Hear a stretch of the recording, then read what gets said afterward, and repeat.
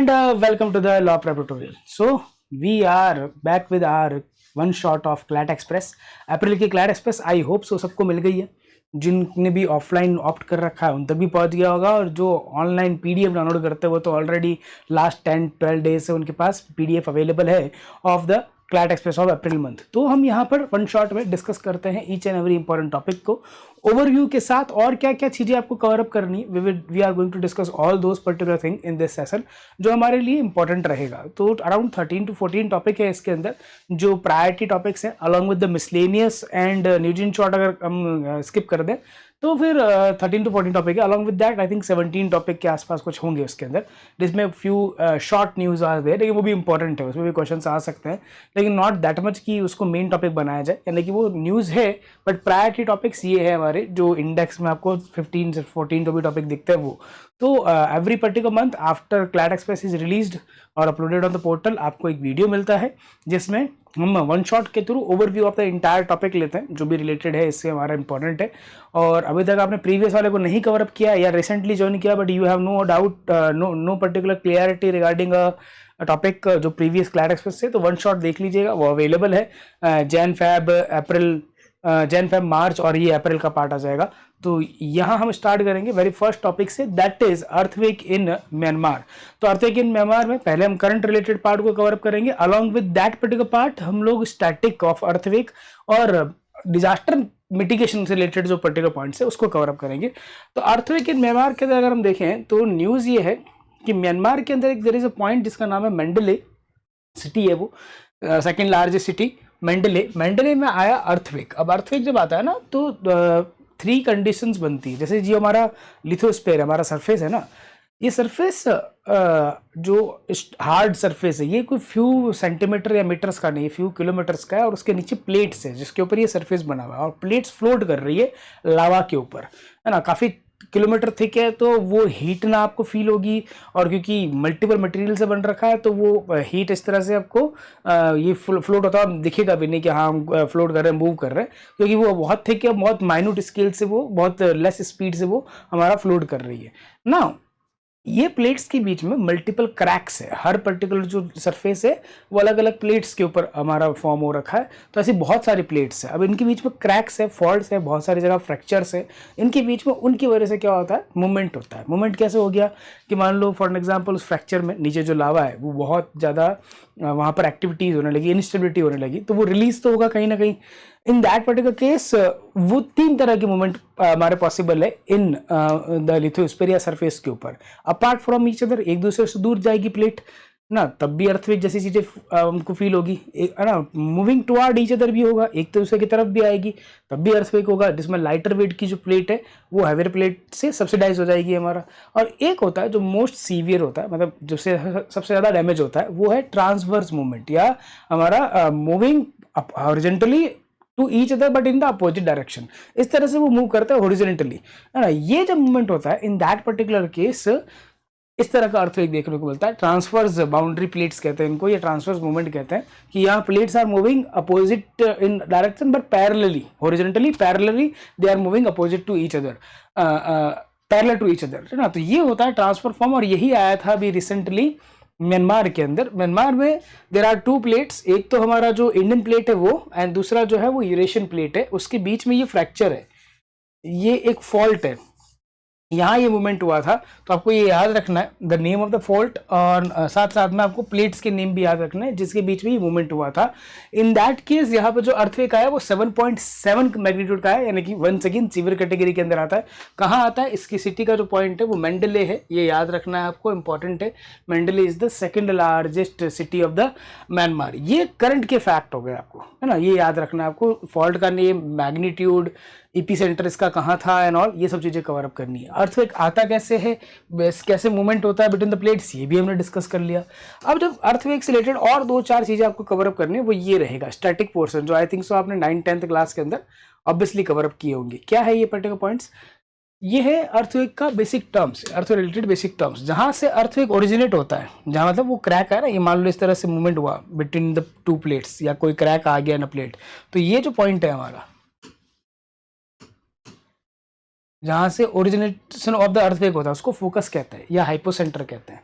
Point inside the earth surface where earthquake originates, ये focus या hypocentre होता है। फिर just the point just above, अगर हम इसको मूव करें vertically just above on the surface project कर देगा हम, तो first point on the earth surface जहां अर्थक्वेक फील होता है उसको एपिसेंटर कहते हैं, है ना, just above the focus on the earth surface, है ना, ये याद रखना है। इसके अलावा ये पॉइंटर्स आपको जो व्हाइट लाइंस दिख रही है, ये व्हाइट लाइंस को हम कहते हैं आइसोसिस्मिक लाइन। ये क्या होता है, आपने 9th-10th क्लास तक आइसोबारिक लाइंस पढ़ी होगी, वो particular points on the earth surface या एटमॉस्फेयर, इन द एटमॉस्फेयर, जहां पर हमको प्रेशर एग्जैक्टली सेम देखने को मिलता है कि भाई हम जयपुर में है तो भी सेम प्रेशर है, अजमेर में है तो भी सेम प्रेशर है, जैसलमेर में है तो भी सेम प्रेशर है, मुंबई में है तो भी सेम प्रेशर है।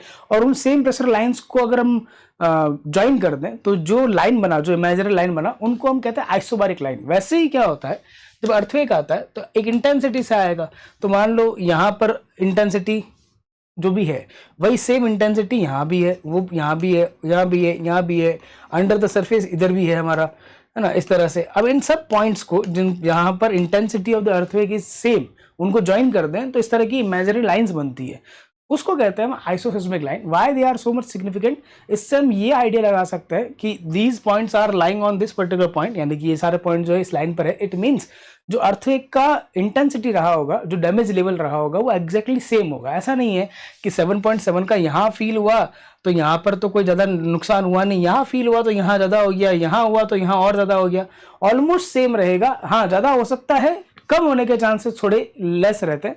तो ये हमको intensity of the earthquake measure करने में हेल्प करती है, इनको कहते हैं आइसोसिस्मिक लाइन, ये याद करना है।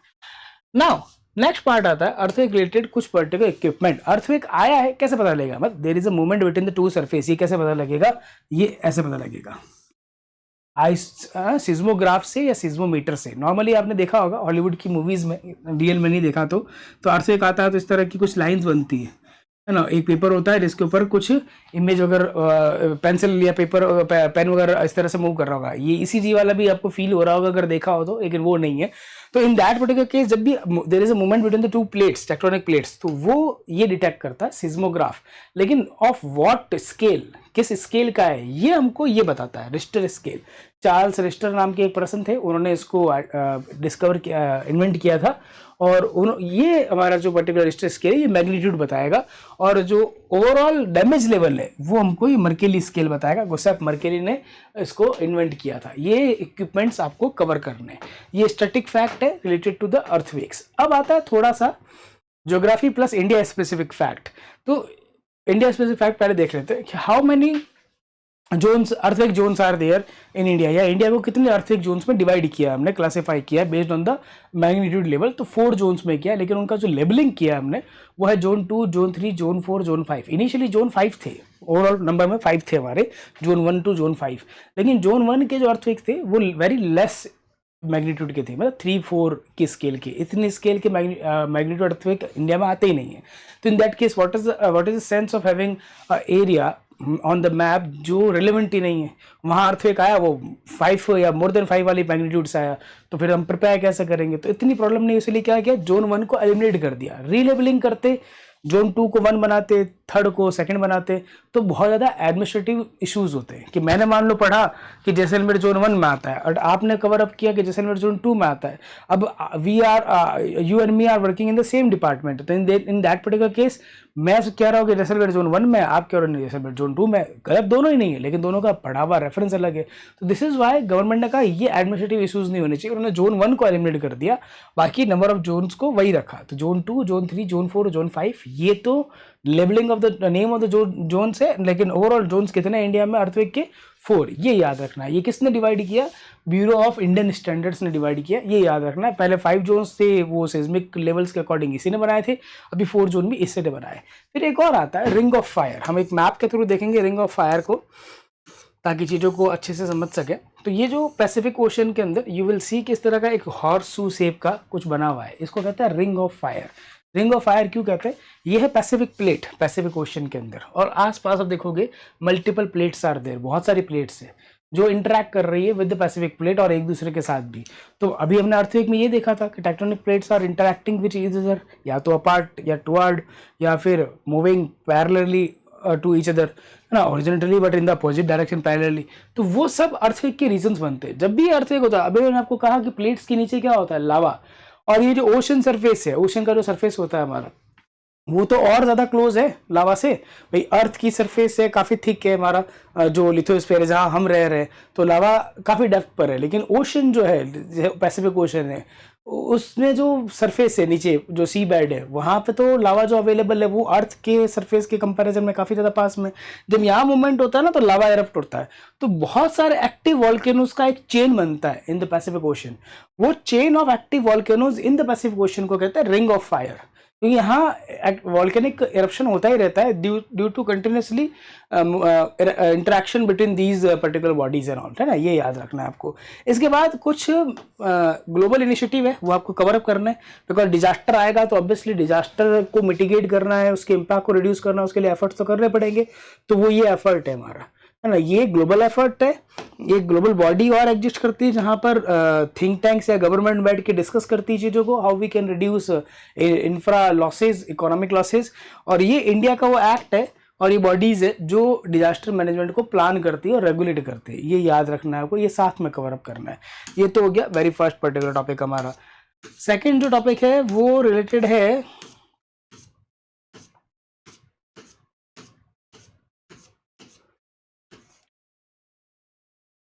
Protest in Nepal. क्यों हो रहा है प्रोटेस्ट इन नेपाल? कि सर उनको चाहिए मोनार्की।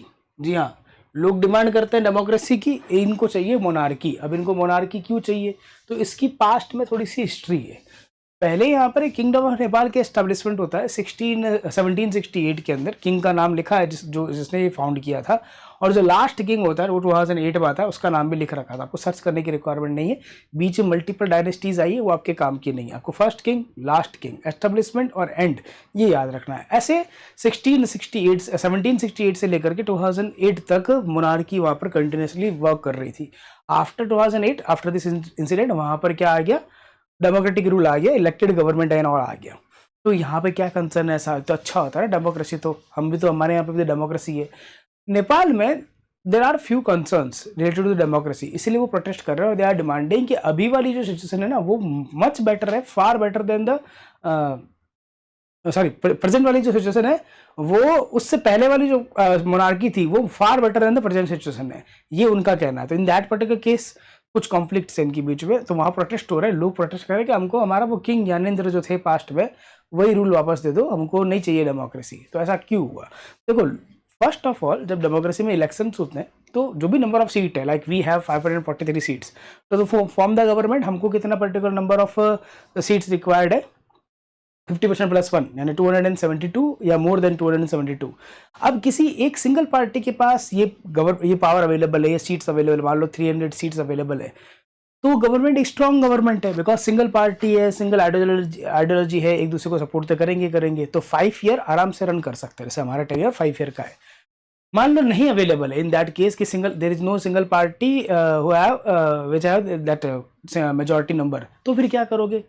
अलायंस करोगे, कोएलिशन, ABC पार्टी मिलकर के गवर्नमेंट फॉर्म कर देगी। जैसे प्रेजेंट वाली गवर्नमेंट है हमारा NDA, तो वो NDA में 240 सीट्स बीजेपी का है, लेकिन 272 रिक्वायर्ड था, तो वो JDU, TDP, थोड़े बहुत इंडिपेंडेंट कैंडिडेट्स एंड ऑल, सबका सपोर्ट लेकर के उन्होंने गवर्नमेंट फॉर्म कर ली। इसको अलायंस कहते हैं। डेमोक्रेसी की जो वीकनेस है वो ये अलायंस फॉर्म ऑफ गवर्नमेंट है। नॉट ऑलवेज कि अलायंस इज बैड, प्रेजेंट वाला चल ही रहा है हमारा, पास्ट में भी अच्छे से अलायंस रन किए हैं, लेकिन अलायंस में पार्टीज जो है वो सिंगल लार्जेस्ट पार्टी है, बाकी उनके क्या इंटरेस्ट है, वेस्टेड इंटरेस्ट है, या सिंगल लार्जेस्ट पार्टी वाला कैसे कंट्रोल करेगा उनको, उस पर भी अलायंस का सक्सेस मैटर करता है। अलायंस जब वीक होता है, जिसमें ऑलमोस्ट सब पार्टी का इक्वल से होता है, लेकिन आइडियोलॉजिकल डिफरेंसेस आर देयर, तो फिर वो कंटिन्यू रन नहीं कर सकता।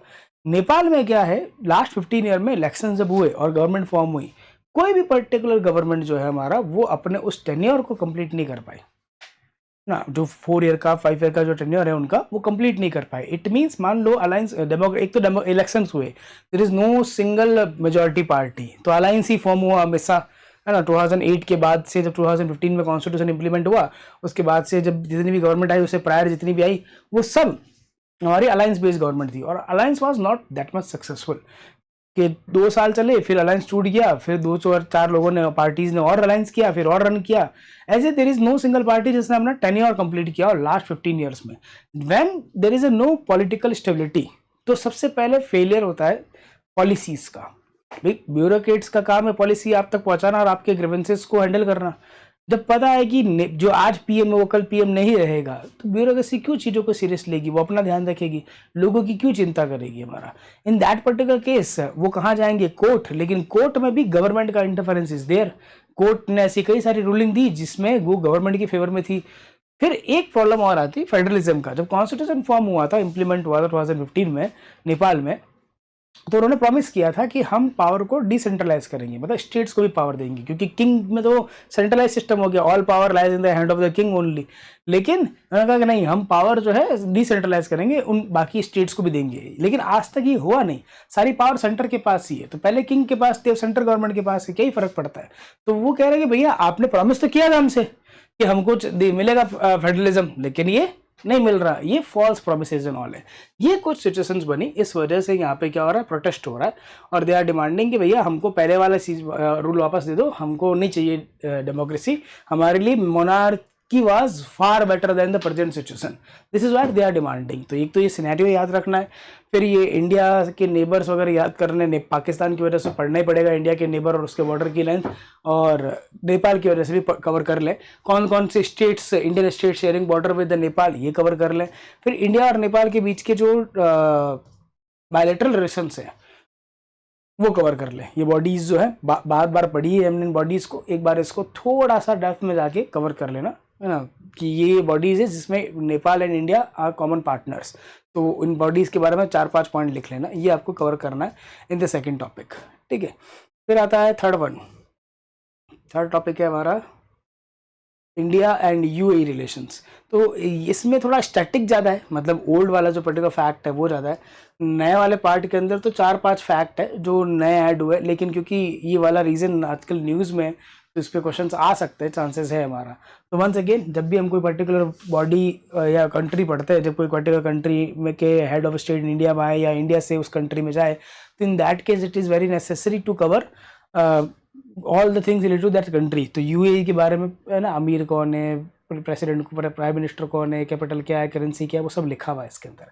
ये है वो न्यू पर्टिकुलर इनिशिएटिव जो अभी डील साइन की थी। क्या? Defence cooperation. जैसे डिफेंस एक्सरसाइजेज होती है आर्मी, नेवी, एयरफोर्स की, वैसे अब से इंडिया एंड यूएई के बीच में भी कोस्ट गार्ड्स की एक डिफेंस जॉइंट एक्सरसाइज होगी। नाम नहीं पता क्योंकि अभी तक फाइनलाइज नहीं किया, सिर्फ एक एग्रीमेंट साइन किया है, ठीक है। सेकेंड पर्टिकुलर पार्ट, यहाँ पर एक इंटरनेशनल कैंपस बनेगा IIM अहमदाबाद का, दुबई के अंदर। Similarly Indian institute of foreign trade का कैंपस बनेगा दुबई के अंदर, ये याद रखना है। इससे पहले दुबई में IIT दिल्ली का कैंपस एग्जिस्ट करता है और जिंजीबार नाम के प्लेस के ऊपर IIT मद्रास का भी कैंपस एग्जिस्ट करता है। तो ये हमारा एक और इंडियन कैंपस है जिसका एक इंटरनेशनल कैंपस भी होगा, इंडियन इंस्टीट्यूट है जिसका एक इंटरनेशनल कैंपस भी होगा, ये याद रखना है आपको। फिर एक हॉस्पिटल के लिए लैंड अलॉट कर दिए जो इंडिया और यूएई मिलके बनाएंगे, नाम रखा है UAE India friendship hospital, Dubai के अंदर ये बनेगा। फिर सिप रिपेयर क्लस्टर बनाए। क्लस्टर मतलब वो पर्टिकुलर एरिया जहां उस इंडस्ट्री से related each and everything available है, छोटे से छोटा पार्ट अवेलेबल है, उसका वो मैकेनिक अवेलेबल है, कोई इक्विपमेंट रिप्लेसमेंट की रिक्वायरमेंट है वो अवेलेबल है, whatever is required to repair the ship वो सब अवेलेबल रहेगा। तो वो बनेगा केरला के कोची में और एक गुजरात के वालीनार में, ये याद रखना आपको, इम्पोर्टेंट है, ठीक है, ये इंपॉर्टेंट पार्ट रहेगा। इसके अलावा स्टैटिक पोर्शन है ना, वो कवर करना है। कफाला क्या होता है मैंने पहले भी आपको बताया, फिर से रिपीट कर देता हूँ। ये एक स्पॉन्सरशिप सिस्टम है। जैसे आपको मान लो वर्क करना है इन यूएई, मान लेते हैं फॉर एग्जांपल, जितने भी पर्शियन गल्फ वाले रीजन है उन सब में ये वर्क करता है, बहरीन, कतार एंड ऑल। तो यहाँ एक बार यूएई का एग्जाम्पल ले ले, तो आपको जाना है अबू धाबी या दुबई काम करने के लिए, और आप सीधे तो जा नहीं सकते, कोई ना कोई आपको वहाँ पे लेके जाएगा कि मैं यहाँ पे काम करता हूँ, फिर आपको वहाँ पर जॉब दिला दूंगा एंड ऑल। उस पर्सन को कहते हैं स्पॉन्सर, एम्प्लॉयर नहीं, स्पॉन्सर। फिर आप पहुँच गए उसकी हेल्प से वहाँ पे, अब वो आपको कहीं पर काम दिला देगा, किसी घर में या किसी पेट्रोल पंप पर, ऐसा समथिंग कुछ भी काम दिला देगा। तो वो हो गया आपके लिए एम्प्लॉयर। जो भी कंडीशनिंग वगैरह और थी, सैलरी कितनी मिलेगी, नॉन ऑल लीव वगैरह, वो सब स्पॉन्सर के थ्रू एम्प्लॉयर ने और आपने डिस्कस कर ली ना। ज्वाइन करने के बाद आपको लगा कि सर प्रॉमिस तो किया था 6 आवर वर्क का, लेकिन ये तो 10 आवर्स करा रहे हैं। और जो सैलरी थी वो तो 1000 दिरहम्स की बात हुई थी, ये तो 500 दिरहम्स ही दे रहे हैं। आपको लगेगा ना कि ये तो गड़बड़ है, छोड़ना पड़ेगा, वर्किंग कंडीशन अच्छी नहीं है तो, लेकिन आप छोड़ नहीं सकते बिकॉज यहाँ डील आपके और एम्प्लॉयर के बीच में नहीं हुई है, वाया स्पॉन्सर हुई है। तो अगर आपको जॉब चेंज करनी है तो एम्प्लॉयर जो है हमारा जॉब देने वाला, वो स्पॉन्सर को कहेगा कि भाई किसको लेकर आए, ये तो यहाँ पे काम ही नहीं कर रहा, हमारे बीच में डील हो रखी है। अब आपको कंडीशन बताई नहीं, वो तो स्पॉन्सर और एम्प्लॉयर ने मिलकर कर दी। तो अब आपका पासपोर्ट जो है वो स्पॉन्सर के पास होता है, बिकॉज जॉब उसने दिलाई, उस कंट्री में वही लेके गया। अब आपको वो अपना पासपोर्ट देगा ही नहीं, बिकॉज जहाँ भी चेंज करोगे इन दैट पर्टिकुलर सिनेरियो पूछेगा ना कहाँ से आए, वो आपको कि इंडिया से, तो दिखाओ पासपोर्ट, इंडिया से हो या नहीं हो, है ना, पाकिस्तान से होके तो नहीं आए। तो वो चीज़ पासपोर्ट जब सीज कर देगा आपका, तो आप वापस भी नहीं आ पाओगे। तो अब आपको हार्श कंडीशन में वर्क करना पड़ेगा। ये जो सिस्टम है उसको कफाला सिस्टम कहते हैं। इस पर क्लैट ने 2022 में शायद क्वेश्चन पूछा है, ये प्रैक्टिस का नाम ही पूछा है, तो ये याद रखना है आपको, ठीक है, कफाला सिस्टम। फिर ये बायलैटरल ट्रेड एंड ऑल का नंबर है, ये याद करना है, वंस अगेन इंपॉर्टेंट है हमारे लिए। आपको इस पे क्वेश्चंस पूछे जा सकते हैं, कुछ तो ऑलरेडी बने ही हैं, ब्रिक्स पे जैसे लास्ट ईयर क्वेश्चन बना है ना, ट्रेड पार्टनर्स पे क्वेश्चन आए हैं क्लैट में, तो आपको इस पे भी क्वेश्चन पूछ सकता है ना। ये हो गया हमारा थर्ड टॉपिक, छोटा है लेकिन इंपॉर्टेंट है। फिर नेक्स्ट पार्ट आता है हमारे पास में, पोप फ्रांसिस पासेस अवे। अब पोप फ्रांसिस की डेथ हो गई थी, तो ये न्यूज़ में थे। तो पोप जो है वो रोमन कैथोलिक कल्चर के अंदर, क्रिश्चियनिटी में मल्टीपल सेक्ट्स होते हैं, ऑर्थोडॉक्स होता है उसमें से एक, कैथोलिक्स भी होते हैं। कैथोलिक्स के भी और सब सेक्ट्स हैं, लेकिन हम रोमन कैथोलिक्स की बात करते हैं। तो रोमन कैथोलिक्स का जो बिगेस्ट हमारा पृष्ठ है, या यूँ कहते हैं कि हाईएस्ट जो रिलीजियस लीडर है, उसको पोप कहते हैं। उस पोस्ट का नाम क्या है, पोप है। तो अभी जो इंसिडेंट हुआ था वो ये था कि पोप फ्रांसिस की डेथ हो गई थी। अब उनकी जगह नए आ गए पोप लियो 14, वो आपको ऐड कर देता है इन क्लैड एक्सप्रेस, क्योंकि ये इंसिडेंट अप्रैल में हुआ और अपॉइंटमेंट वाला जो इंसिडेंट है वो मई में हुआ। तो फिर वो तो अगली क्लैड एक्सप्रेस के अंदर मिसलिनियस में या कहीं न्यूज इन शॉर्ट में आ जाएगा छोटा सा, वापस पूरा डिटेल में नहीं आएगा, बिकॉज कैसे इलेक्ट होता है और सब इसमें लिख दिया है ना। तो आपको छोटा सा पार्ट ऐड करना है, तो या तो आप सेल्फ कर लो इसी में, जो साइड में जो प्लेसेस अवेलेबल है वहाँ, या नेक्स्ट तक के लिए वेट कर लो, ठीक है। तो पोप फ्रांसिस जो है वो इतने इंपॉर्टेंट क्यों है, इनकी डेथ हुई है, ये इनका ओरिजिनल नेम है। हर कोई पर्टिकुलर पर्सन जो पोप अपॉइंट होता है तो वो नया एक टाइटल ऑप्ट करता है, सेम नेम से नहीं होता है। तो नया टाइटल या तो बिल्कुल अलग नेम हो सकता है, या फिर कोई प्रीवियस पोप का ही नेम वो ऑप्ट कर सकते हैं। जैसे अभी वाले हैं पोप लियो 14, है ना, ये पोप लियो ये पोप फ्रांसिस थे, तो ये इनका ओरिजिनल नेम था, ये उन्होंने टाइटल ऑप्ट किया था।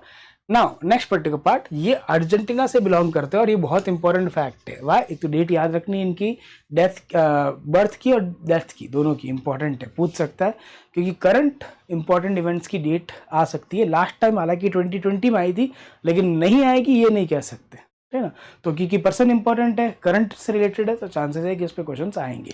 ये अर्जेंटीना से बिलोंग करते हैं और यही इनका जो है इंपॉर्टेंट होने का रीजन है, क्योंकि जब ये अपॉइंट हुए थे तो ये फर्स्ट नॉन यूरोपियन थे जिनको पोप इलेक्ट किया है। मतलब इनसे पहले जितने भी पोप इलेक्ट हुए वो सब यूरोपियंस थे, ये फर्स्ट नॉन यूरोपियन थे। हालांकि सेकेंड नॉन यूरोपियन अभी वाले हैं पोप लियो 14, वो फर्स्ट अमेरिकन भी है ना, जिनको पोप अपॉइंट किया। तो ये फैक्ट याद रखना है। इनसे पहले पोप कौन थे, तो बेनेडिक्ट 16 इनसे प्रायर जो है वो पोप हुआ करते थे, और ये पर्सन भी बहुत सिग्निफिकेंट है। क्यों, क्योंकि इनके प्लेस पे जब पोप फ्रांसिस आए तो due to the resignation of the Pope Benedict 16 आए। इंटायर हिस्ट्री में टिल डेट कितने पोप हो गए, प्रेजेंट वाले को भी ऐड कर दे, ये तो इनकी इन तक हो गया 266, प्रेजेंट वाले को ऐड कर दे तो 267 पोप हुए। इंटायर हिस्ट्री के अंदर ये फर्स्ट पोप थे जिन्होंने रिजाइन किया अपनी पोस्ट से, फिर डेथ हो गई, वो पोप का पोस्ट वैकेंट हो गया जैसे ये वाली कंडीशन में, तो नया आएगा, रिमूव कर दिया, ऐसा भी कुछ हो सकता है, लेकिन रिजाइन कर दिया वो, ये इकलौता है टिल डेट पोप बेनेडिक्ट 16, इसीलिए नेम इंपॉर्टेंट है ना, इसको आपको याद करना है। फिर नेक्स्ट पर्टिकुलर पार्ट जो आता है यहाँ पर, पोप कौन होता है मैंने आपको बता दिया है, वो मैंने यहाँ पर लिख भी दिया है पोप कौन होता है। फर्स्ट पोप कौन थे, तो सेंट पीटर्स थे, जिनको जीसस क्राइस्ट ने खुद ही अपना सक्सेसर अपॉइंट किया था कि मेरे बाद क्रिश्चियनिटी के प्रिंसिपल्स को, टीचिंग्स को ये जो है प्रोपेगेट करेंगे। तो वो पोप पीटर, सेंट पीटर्स जो थे वो फर्स्ट पोप थे। फिर नेक्स्ट जितने भी पोप आए वो सब एज यूजुअली एक दूसरे के सक्सेसर्स थे। कौन इलेक्ट करता है, कार्डिनल्स इलेक्ट करते हैं, college of cardinals, group of cardinals. Cardinals कौन होता है, पोप के बाद में जो सीनियर ऑफिशियल्स होता है वो, उनका ग्रुप जो होता है उनको उन पर्सन को कार्डिनल्स कहते हैं, उनके ग्रुप को कॉलेज ऑफ कार्डिनल्स कहते हैं। तो हर कंट्री के अंदर जो रोमन कैथोलिक चर्च है वहाँ ना कोई कार्डिनल अवेलेबल है, तो उन सबका ग्रुप बनता है। फिर वो उन ग्रुप में वोटिंग होती है, 2/3 vote number of vote required रहता है टू इलेक्ट अ पर्सन। और पोप रहते का वेटिकन सिटी में, जो कि वर्ल्ड का स्मॉलेस्ट सोवरेन स्टेट है ना, ये याद रखना है, जिसको पोप खुद गवर्न करते हैं। इटली का जो है वो पार्ट नहीं है ना, है वो इटली के पास ही, रोम 7 किलोमीटर दूर जाओगे तो रोम आ जाएगा, लेकिन वेटिकन सिटी इज अपने आप में एक सेपरेट स्टेट, वर्ल्ड का स्मॉलेस्ट जो है वो सोवरेन स्टेट है, ये याद रखना है आपको, इंपॉर्टेंट है। फिर आता है नेक्स्ट पर्टिकुलर पार्ट इसके अंदर,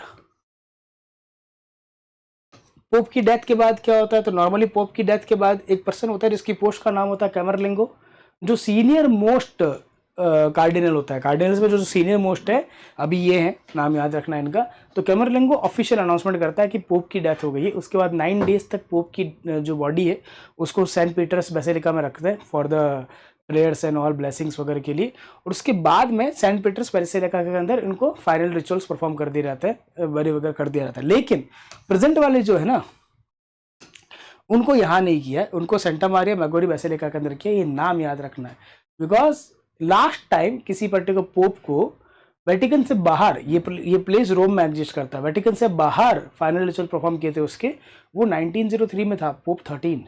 उसके बाद इनको किया है। अब ये कोई खास नहीं है, इनकी खुद की विश थी कि अगर मेरी डेथ हो जाए तो Pope Francis are so very close to the Santa Maria basilica Maggiore, तो उनके जो जहाँ पर रेस्टिंग प्लेस है वहाँ पर इनको बरी किया है। ऐसे 7 पोप्स और है, लास्ट जो थे बिफोर पोप फ्रांसिस वो लियो 13 थे, ये याद रखना इंपॉर्टेंट है। तो ये पोप से रिगार्डिंग फैक्ट्स हो गए। फिर 2-4 वर्ड्स आते हैं जो यहाँ लिख दिए मैंने आपको कवर अप करने, तो उनके मीनिंग पूछ सकता है आपको। इंपॉर्टेंट पर्सन है तो चांसेस है कि शायद इसके ऊपर क्वेश्चंस बन जाए हमारे पास। फिर अगला टॉपिक जो आता है वो है हमारे पास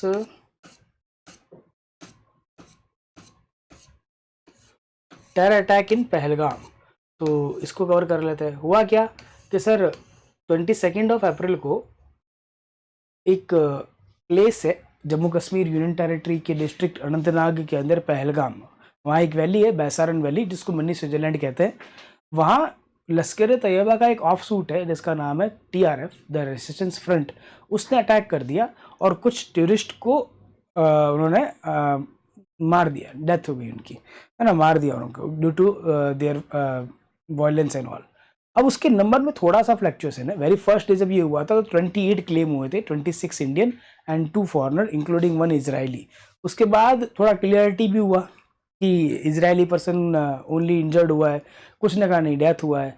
तो वो नंबर में फ्लक्चुएशन इज देयर, 28 भी हो सकता है, 26 भी हो सकता है। PIB से क्रॉस चेक कर लेंगे कि सही तो वही मानेंगे जो गवर्नमेंट कहेगी, लेकिन 26, 28 दोनों में वेरिएशन है, नंबर पर ध्यान नहीं देना है। इंसिडेंट में जो इन्वॉल्व अथॉरिटीज़ थी और जहाँ ये हुआ वो याद करना है। उसके बाद इंडिया ने एक्शंस लिए। ऑपरेशन सिंदूर तो हमने मई मंथ के अंदर देख ही लिया 7 मई को, लेकिन ये अप्रैल की क्लैट एक्सप्रेस है। तो इंडिया ने जो एक्शंस लिए वो फर्स्ट थे स्ट्रेटेजिक एक्शंस, और स्ट्रेटेजिक एक्शन के अंदर जो सबसे पहले पार्ट था वो था suspension of Indus water treaty. एक इंडस रिवर सिस्टम है जिसमें 6 रिवर्स है, उस पर्टिकुलर ट्रीटी को क्या किया गवर्नमेंट ने सस्पेंड कर दिया, भाई हम इसको फॉलो नहीं करेंगे, बिकॉज ऐसे कैसे पॉसिबल है कि तुम करो अटैक और हम तुमको दे वाटर। हाँ, दोनों एक साथ पॉसिबल नहीं हो सकता, टेररिज्म और वाटर शेयरिंग एक साथ कैसे पॉसिबल हो। तो इंडिया ने उसको सस्पेंड कर दिया। तो इंडस वाटर ट्रीटी आपके साथ जैन या फैब में भी थी जब वो न्यूट्रल एक्सपर्ट का कॉन्फ्लिक्ट हुआ था, और इसके अंदर भी डिटेल में लिख रखी है कि 1916 में सितंबर 19 को with the mediation of world bank ये पर्टिकुलर इंडस वाटर ट्रीटी होती है, जिसमें 6 में से 3 रिवर पाकिस्तान को एंड 3 रिवर इंडिया को अलॉट होती है, जिसमें से पाकिस्तान और रिवर का 20% इंडिया यूज़ कर सकता है फॉर फ्यू पर्पस। तो वो चीज़ें आपको कवर करनी है। इसके अलावा जो एक चेक पोस्ट है इंटरनेशनल बॉर्डर पर इंडिया के पंजाब और वहाँ के पंजाब के बीच में, वो है वाघा अटारी बॉर्डर, और वाघा अटारी बॉर्डर की क्रॉसिंग को क्लोज कर दिया। ये वो क्रॉसिंग थी जहाँ से ट्रेड होता था या मूवमेंट ऑफ द पीपल्स होता था, वो भी बंद कर दिया। फिर सार्क नेशंस का एक स्कीम था 1982 का, ये यहाँ लिखा हुआ डिटेल में, वीज़ा एग्जम्पशन स्कीम, इसको भी इंडिया ने सस्पेंड कर दिया कि हम इसको फॉलो नहीं करेंगे। ये अलाउ करता था कि अगर किसी सार्क मेंबर कंट्री में कोई फॉरेन नेशनल है या कोई पर्टिकुलर हेड ऑफ स्टेट है, वो सार्क मेंबर कंट्रीज़ के अंदर जाएगा तो प्रायर वीज़ा की रिक्वायरमेंट नहीं है, विदाउट वीज़ा आप जा सकते हो। तो इसको सस्पेंड कर दिया। इसके अलावा जो पाकिस्तान का डिप्लोमेटिक मिशन था इंडिया के अंदर वहाँ कुछ मिलिट्री पर्सनल्स भी थे जो एडवाइस वगैरह का देने का काम करते थे, उनको इंडिया ने जो है कह दिया भैया as soon as possible within 48 hours आप अपने देश वापस लौट जाओ। और साथ साथ में इंडिया की जो डिप्लोमेटिक मिशन थी इन पाकिस्तान उसको भी रिड्यूस कर दिया, उसकी स्ट्रेंथ को रिड्यूस कर दिया। ये चेंजेस इंडिया ने की, स्ट्रैटेजिकली चेंजेस। फिर पाकिस्तान ने भी रिस्पॉन्ड किया। तो पाकिस्तान ने सबसे पहले सस्पेंड किया शिमला एग्रीमेंट ऑफ 1972 कि सर हम भी इसको फॉलो नहीं करेंगे अगर आप बायलैटरल डिस्कशंस को, बायलैटरल ओवरऑल टॉक्स को नहीं आप कंटिन्यू करोगे। तो ये क्या है रिलेटेड, एलओसी रिकॉग्नाइज से रिलेटेड ये पार्ट है। ये ऑपरेशन मेघदूत से भी रिलेटेड पॉइंट है। ऑपरेशन मेघदूत से, sorry not operation Meghdoot, operation Meghdoot से भी बहुत प्रायर हुआ था। बांग्लादेश के जो लिबरेशन वॉर हुआ था यानी 1971 का वॉर, उसके बाद अलग से हमने ये साइन किया था विद पाकिस्तान। तो इसने सीज फायर लाइन, जिसको प्रेजेंट में एलओसी कहते हैं, लाइन ऑफ कंट्रोल, उसको रिकॉग्नाइज किया था। ट्रेड सस्पेंड कर दिया पाकिस्तान ने दोनों कंट्रीज़ के बीच के अंदर हमारा कि ये नहीं होगा बिल्कुल भी। साथ साथ में जो हमने IWT सस्पेंड किया उसको उन्होंने क्रिटिसाइज कहा और कहा कि एक्ट ऑफ वॉर है। एयर स्पेस अपना क्लोज कर दिया, वो ऑब्वियसली वॉर सिनेरियो में करेंगे। वाघा बॉर्डर का साइड अपने एंड से भी बंद कर दिया, डिप्लोमेटिक साइज उन्होंने रिड्यूस कर दी, और जो वीज़ा स्कीम थी सार्क वाली ये भी कैंसिल कर दी। वही सेम पॉइंट जो हमने किए थे हमारे बाद उन्होंने रिपीट किए। ये पॉइंटर्स आपको कवर करना है। शिमला एग्रीमेंट क्या है ये सब लिख दिया है यहाँ पर, आप आराम से कवर कर सकते हो। LOC वगैरह पॉइंटर्स कवर कर सकते हैं। हाँ, जिसने ये अनाउंसमेंट किए 5 डिप्लोमेटिक जो मिशन थे, टॉक्स थी, पॉइंट्स थे, वो इस कमेटी ने की थी जिसके हेड PM होते हैं, ये कवर कर रहा है। फिर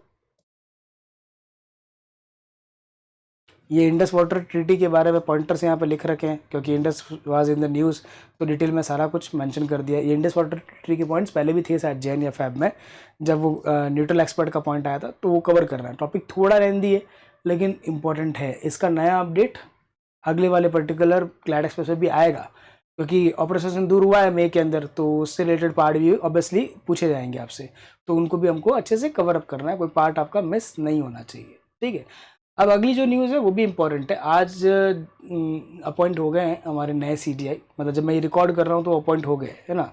तो आप देख रहे हो तब तक तो हमको नए CDI मिल चुके हैं। BR गवई जो इंडिया के 52nd जो है CDI बने, और क्रिटिकल इसीलिए भी है बिकॉज शेड्यूल्ड कास्ट कैटेगरी से बिलोंग करने वाले ये 2nd chief justice of India. इनसे पहले कौन थे नाम लिख दिया है, आपको सर्च करने की रिक्वायरमेंट नहीं है, लेकिन ये इंपॉर्टेंट है, पूछ सकता है आपसे।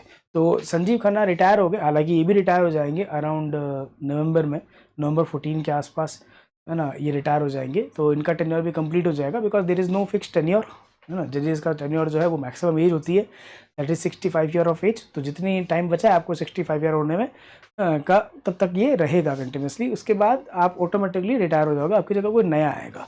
तो अभी ये आए, ठीक है, ये याद रखना है आपको। अब सुप्रीम कोर्ट में जजेस की अपॉइंटमेंट कैसे होती है, तो स्टैटिक टॉपिक है। मोस्ट ऑफ द तो स्टूडेंट ने पढ़ा है, LPT के जो स्टूडेंट है, एटलीस्ट हमने जब स्टैटिक कवर किया था तब तो क्लासेस में किया ही है उसको, लेकिन नहीं भी किया है तो डोंट वरी, हम इसको यहाँ से कवर अप कर लेंगे ताकि आपका कोई पार्ट मिस नहीं हो। तो ये सुप्रीम कोर्ट के अंदर जो जजेस की अपॉइंटमेंट होती है या इंटायर जो सुप्रीम कोर्ट का प्रोसेस है, वो पार्ट नंबर 5 में फ्रॉम आर्टिकल नंबर 124 टू 147 तक लिखा है, जिसमें सुप्रीम कोर्ट की पावर्स एंड ऑल सब कुछ लिख रखा है। Appointment process supreme court existence में कब आया, तो 26 ऑफ जैन को आया, लेकिन इनॉग्रेट यानी कि जब सिटिंग स्टार्ट की वो 2 दिन बाद, जनवरी 28 को, है ना, ये याद रखना है। ये हाईएस्ट कोर्ट ऑफ अपील है इंडिया में, इससे ऊपर कोई कोर्ट अवेलेबल नहीं है ना। पास्ट में ये इसको फेडरल कोर्ट कहते थे, बाद में जब इंडिया इंडिपेंडेंट हुआ तो ये सुप्रीम कोर्ट बन गया। ये final interpreter and guardian of the constitution भी है। गार्जियन ऑफ द कॉन्स्टिट्यूशन का मतलब हो गया कि in case some government is there passing arbitrary laws and all, तो ये आप रिव्यू करेगा उसको और देखेगा कि ऑल द एक्शंस, चाहे वो स्कीम हो, चाहे लॉ हो, चाहे ऑर्डर हो, वो एज पर द कॉन्स्टिट्यूशन है या नहीं है, यानी कि फॉलोइंग द कॉन्स्टिट्यूशन ऑर्डर और नॉट, ये इंश्योर करेगा। Next particular part final interpreter. तो मान लो कोई लाइन लिख रखी, कोई आर्टिकल, उसमें मैं अलग तरह से उसको एक्सप्लेन कर रहा हूँ, कोई और अलग तरह से एक्सप्लेन कर रहा है, तो कन्फ्यूजन है। तो इन दैट केस जो फाइनल इंटरप्रेशन होगा वो सुप्रीम कोर्ट करेगा अबाउट दैट प्रोविजन कि उसमें क्या लिखा है एक्चुअल में। तो अभी कितने जजेस है, 1+33 यानी 34 जजेस है, एक CDI और 33 अदर जजेस है। ओरिजिनली 8 थे जब फर्स्ट टाइम सेटिंग हुई थी, 1+7, और ये नंबर इंक्रीज कौन करता है, ये नंबर इंक्रीज पार्लियामेंट करता है। पार्लियामेंट के पास ये राइट अवेलेबल है कि उस तरह के थिंग्स कर सकता है। तो एज पर द कॉन्स्टिट्यूशन जज of the supreme Court are going to be appointed by president of India only, लेकिन अपनी मर्जी से नहीं कर सकता, डिस्क्रिप्शन से थोड़ी पॉसिबल है। तो इन दैट पर्टिकुलर केस वो अपॉइंटमेंट जो होता है वो कंसल्टेशन के थ्रू होता है। कंसल्टेशन किसके साथ होता है? Council of minister head by prime minister नहीं, वो पहले होता था। इसमें एक चेंजेस आया था और वो ये था, with the CJI and such other जजेस एज ही डीम्स नेसेसरी, मतलब जैसा जितने जज उसको ठीक लगे प्लस एक सीजीआई, उससे वो कंसल्ट करेगा और then based on the recommendation of the council of minister, क्योंकि फाइनली तो गवर्नमेंट के पास परमिशन लेनी पड़ेगी एग्जीक्यूटिव की, उनके अकॉर्डिंग वर्क कर लेगा। ठीक है, लेकिन रूल में क्या लिखा है कि कंसल्ट करेगा with the CJI and such other जजेस of the supreme court and high court as he deem necessary. सारा जो खेल है वो इस वर्ड कंसल्टेशन पर है। द मोस्ट इंपॉर्टेंट वर्ड ये है हमारा, है ना। ये क्वालिफिकेशन लिख रखी है, अगर जज बनना हो तो क्या क्या क्वालिफिकेशन फुलफिल करनी है, यहाँ लिखा हुआ है।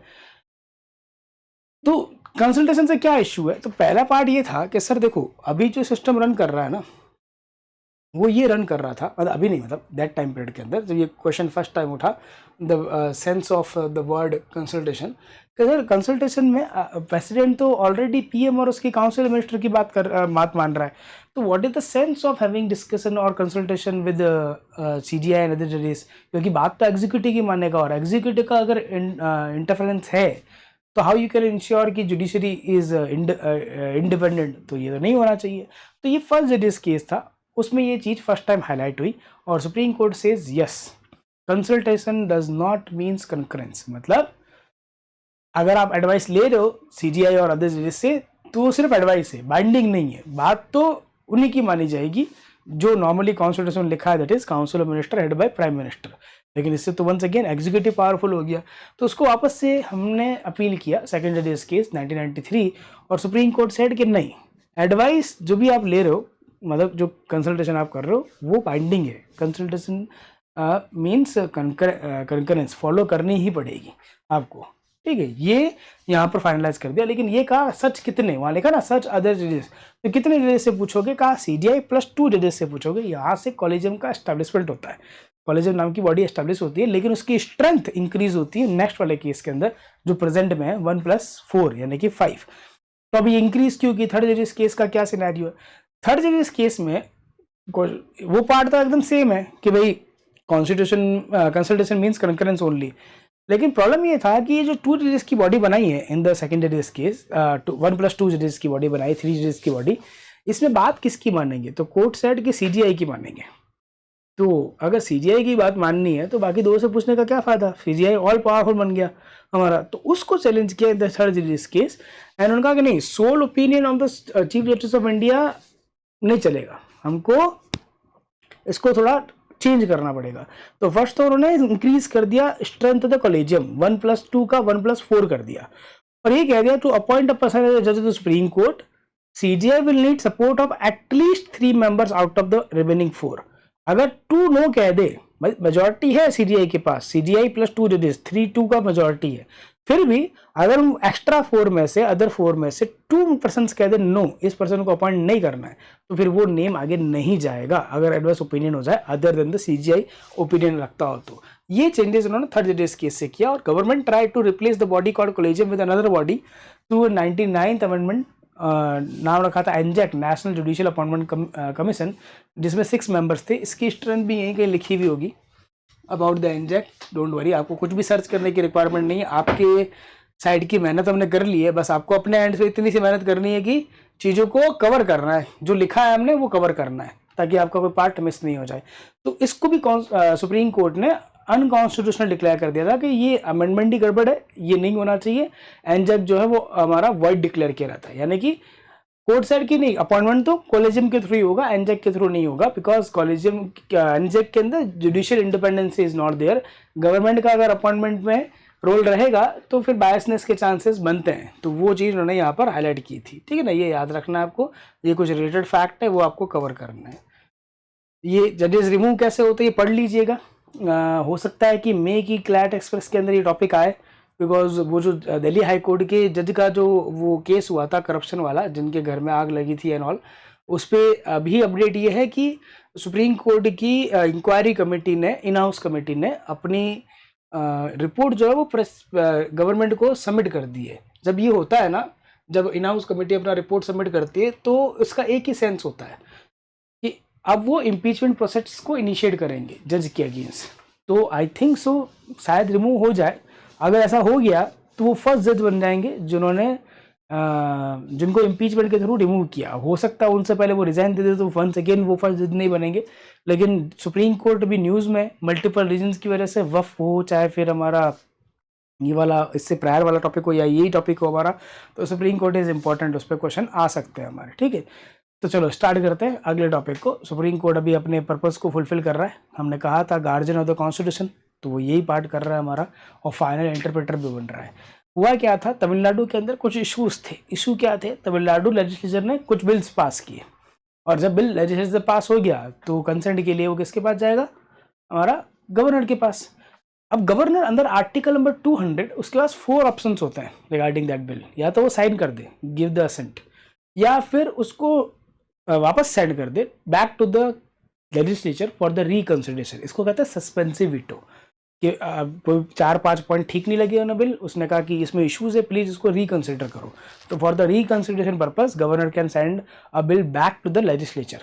लेकिन इसमें कैच ये है कि अगर सेकंड टाइम बिल वापस आया विद और विदाउट चेंजेस, मतलब गवर्नर की बात आपने मानी चाहे नहीं मानी, अगर सेकंड टाइम आपने बिल भेजा तो now governor has to sign on it, sign करना ही पड़ेंगे। इसलिए इसका एक और ऑप्शन है that is known as withholding the assent, यानी कि पॉकेट वीटो। साइन नहीं करेंगे, रिटर्न भी नहीं करेंगे, इनडिफाइनाइट पीरियड तक अपने पास लेके बैठ रहेंगे without any reason, specifying any reason. और एक लास्ट ऑप्शन और आता है that is reserving a bill for the presidential consent या प्रेसिडेंशियल कंसिडरेशन। उनको लगी कि बिल में कुछ ऐसी इश्यूज है जिसमें मेरे को गवर्नर से प्रेसिडेंट से डिस्कस करना है, तो बिल को रिजर्व कर देते हैं। In case governor is reserving that bill, तो उस केस में बिल पे साइन कौन करेगा, फिर बिल पे साइन हमारा प्रेसिडेंट करेंगे, गवर्नर नहीं करेगा। ठीक है, ये पावर आर्टिकल 200 में मेंशन है।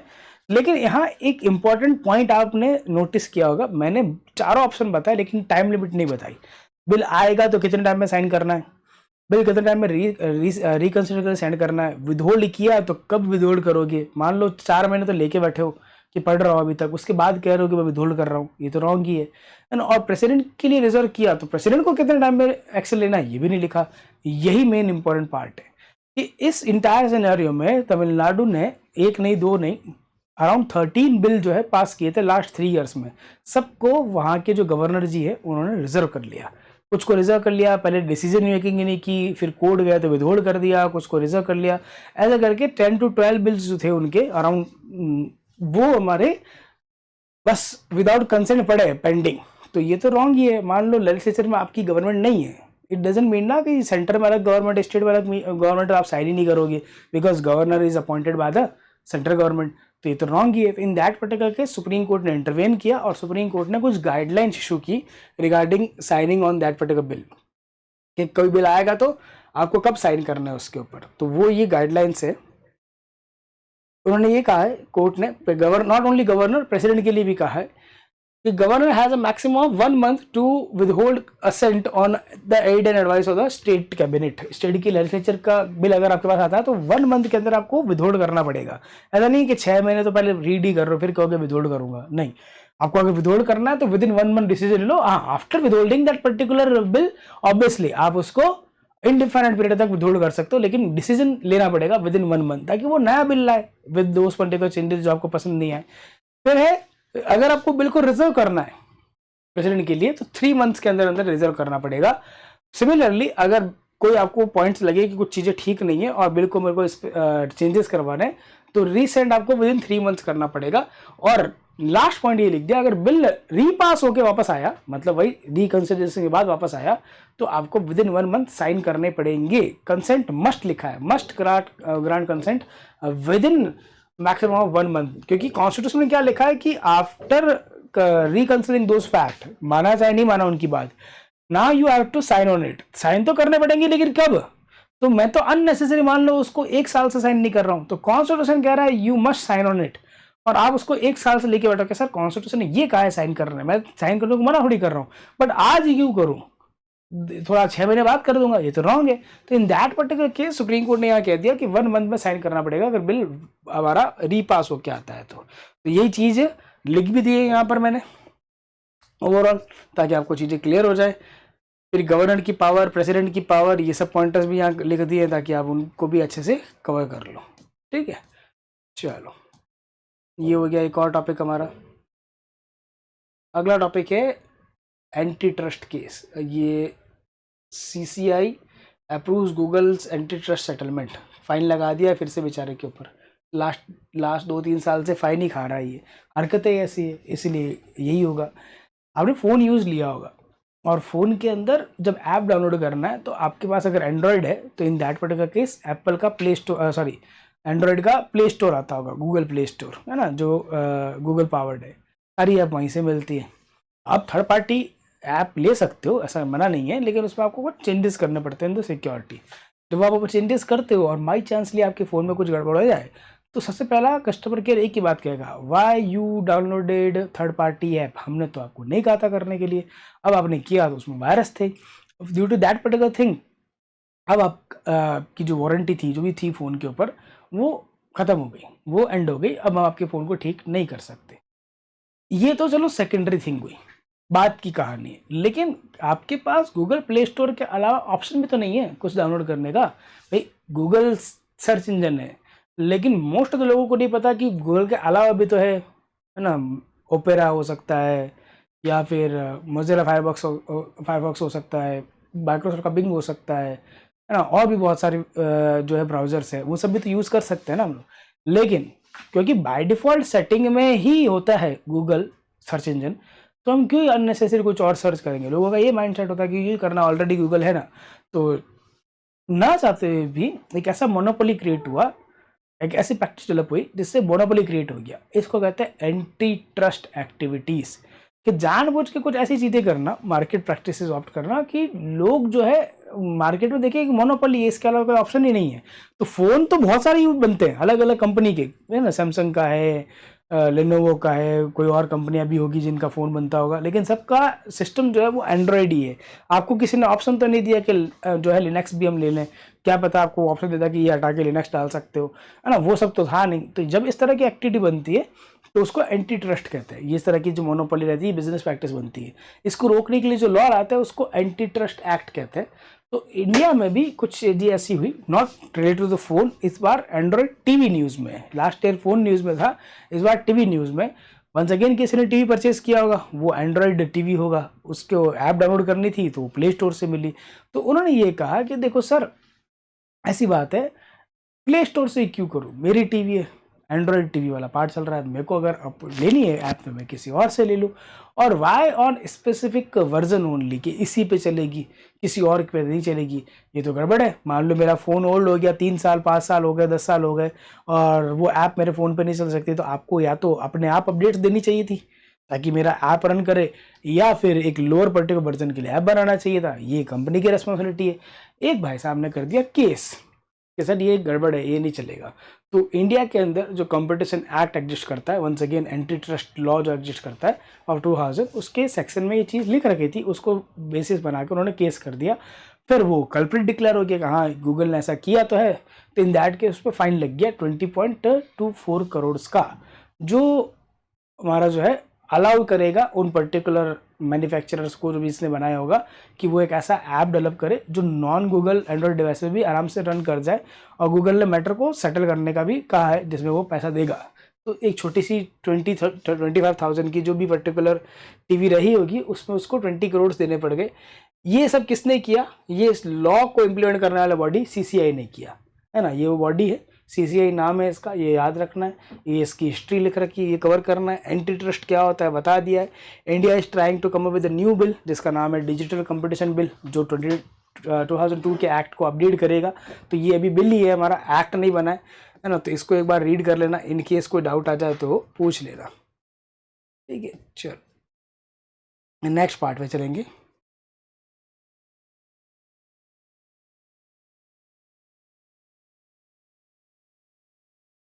Telangana schedule caste rationalisation of reservation act 2025। Telangana became the first Indian state to officially implement sub-categorization of the schedule caste. क्या होता है ये? देखो हुआ क्या कि इंडिया में जो रिजर्वेशन मिल रखा है ना, ओबीसी को 27, एससी को 15, एसटी को 7.5 और ईडब्ल्यूएस को 10, ऐसे मिला करके 50 या 51 समथिंग कुछ हो जाता है ना। तो ये जो सारा रिजर्वेशन है उसमें फर्दर क्लासिफिकेशन नहीं है। 27 फॉर ऑल ओबीसी कास्ट, लेकिन ओबीसी के अंदर 2600 से भी ज़्यादा कास्ट है।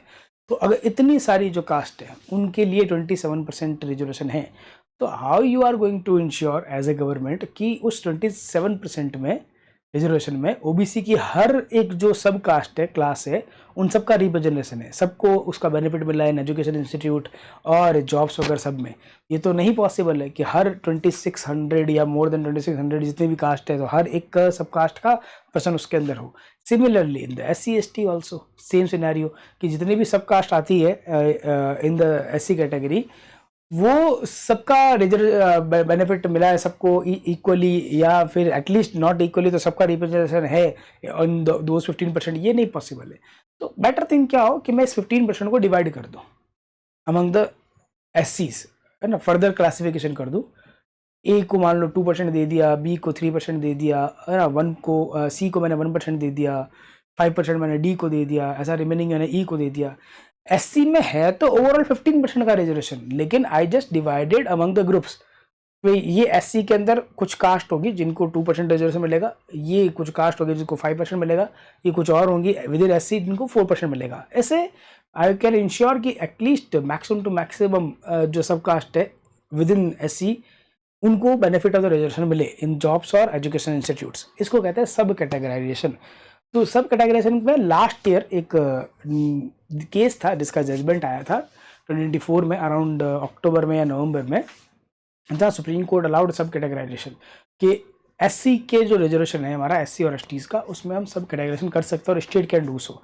उस जजमेंट के बाद इसको फर्स्ट टाइम इंप्लीमेंट किया है तेलंगाना ने, और तेलंगाना ने अपने यहाँ पर जो 59 सब कास्ट है विद इन SC उनको 3 कैटेगरी में डिवाइड कर दिया है, ग्रुप 1, ग्रुप 2, ग्रुप 3। ग्रुप 1 जो है वो हमारा जो है उसमें 15 सब कास्ट है, उसको रिजर्वेशन मिला है 1% का। ग्रुप जो 2 है उसमें मदिगाज हैं, उनके अंदर रिजर्वेशन मिला 9% का। और ग्रुप जो 3 है उसमें मलाज है, उनको रिजर्व मिला 5% का, जिसमें 26 सब कास्ट है। ये जो चीज़ उन्होंने की है based on the recommendation of a committee की है तेलंगाना गवर्नमेंट ने। वो नाम लिखा हुआ है, कौन है उसके हेड वो याद रखना है, पूछ सकता है, तो शॉर्ट में भी लिख दिया ताकि आप याद कर लो। ये डिटेल में भी यहाँ पर चीज़ मेंशन है, चीज़ें आराम से कवर हो जाए ताकि कोई पार्ट आपका मिस नहीं हो। ठीक है, ये सब क्लासिफिकेशन किया और ये history of the sub classification है कि सब कैटेगराइजेशन ऑफ द कास्ट होना चाहिए कि नहीं होना चाहिए।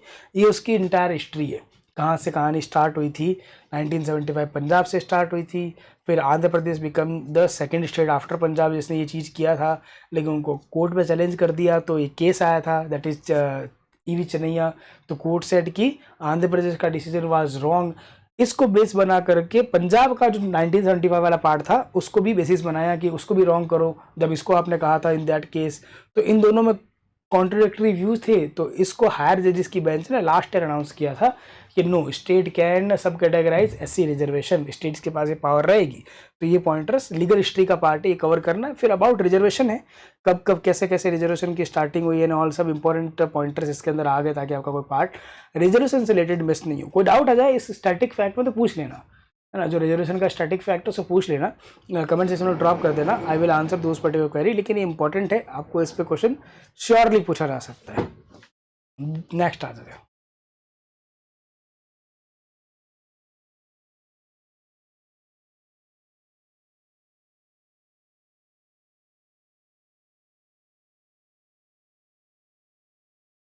Tamil Nadu government form panel to recommend measures on state autonomy. ये क्या है कि सर इंडियन कॉन्स्टिट्यूशन में there are 3 list, central list, state list and concurrent list. 3 central list के अंदर यानी यूनियन लिस्ट में 100 सब्जेक्ट्स आर देयर, स्टेट में 61 और कॉन्करेंट में 52 subjects are there.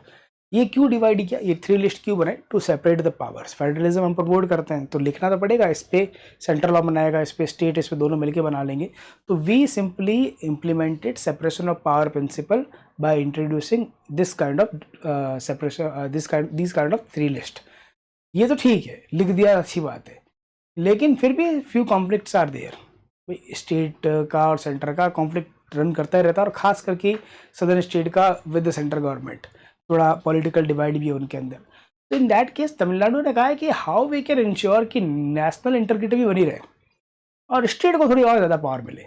They come up with a committee जिसको उन्होंने फ्यू टास्क दिए, ये वो टास्क है, और कहा है हमको ये टास्क फुलफिल करके रिकमेंडेशन दो how we can ensure more state autonomy. तो इसकी हेड है, ये याद रखना, 2026 जैन के अंदर इसकी इंटरव्यू रिपोर्ट आएगी, फाइनल रिपोर्ट को 2 साल लगेंगे। उन्होंने कहा कि कॉन्स्टिट्यूशन प्रोविजन को रिव्यू करो जिससे हम सेंट्रल स्टेट रिलेशंस को और इम्प्रूव कर सकें, जो कॉन्स्टिट्यूशन के आर्टिकल पार्ट नंबर 11 और 12 में है।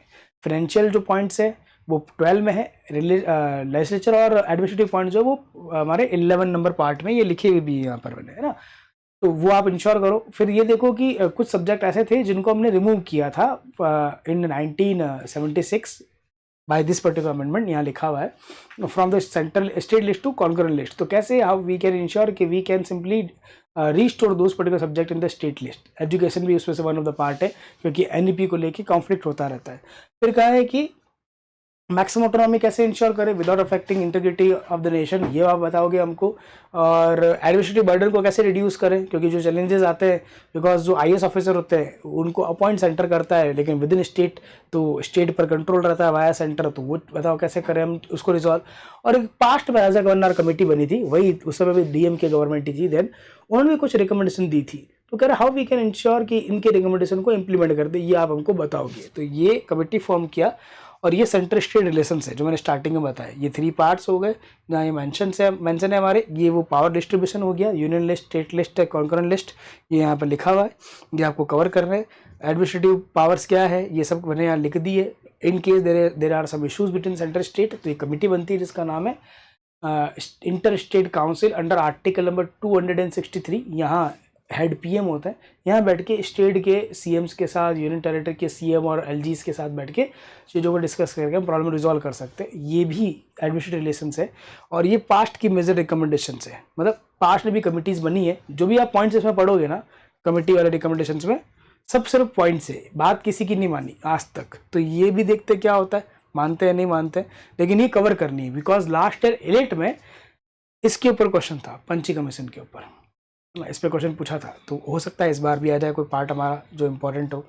ठीक है, तो ये छोटा सा टॉपिक है लेकिन इंपॉर्टेंट है। कॉन्स्टिट्यूशन इस बार काफ़ी न्यूज़ में, तो आपको अच्छे से कॉन्स्टिट्यूशन को कवर कर लेना है, इससे कुछ मिस नहीं होना चाहिए। जो भी न्यूज़ में रहेगा वो हमारे लिए इंपॉर्टेंट है रिगार्डिंग द कॉन्स्टिट्यूशन। एक छोटी सी स्कीम है, इलेक्ट्रॉनिक कंपोनेंट मैन्युफैक्चरिंग स्कीम, इसको कवर करना है।